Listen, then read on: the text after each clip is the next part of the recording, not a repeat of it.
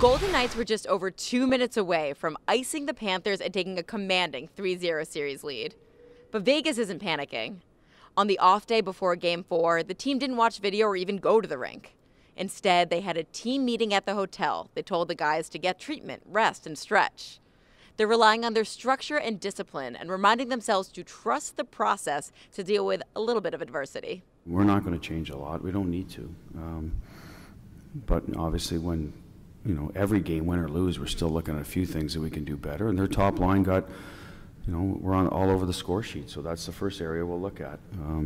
Bobrovsky making big saves. We just got to keep shooting, right? There's not a whole lot you can change there. And we got a Game 4. We go win Game 4. It's 3-1.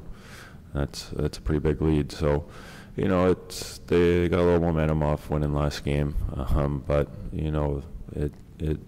it ends after the game, and both teams have a chance to regroup, and we know it's at stake for Game 4, and it's a big game for us. The bottom line is you need to win. It doesn't matter how you do it. You just need the W, and we'll continue to look at things to get better and improve on, and be excited for a great opportunity here at home again.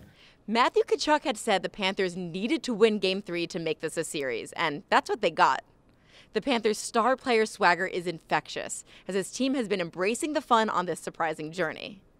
Longtime veteran Eric Staal summed up why his team is a perfect 7-0 in overtimes this postseason. There are guys in that room who are built for moments like these. From the Stanley Cup Final, Emily Kaplan, ESPN. Thank you for watching ESPN on YouTube. For live streaming sports and premium content, subscribe to ESPN+.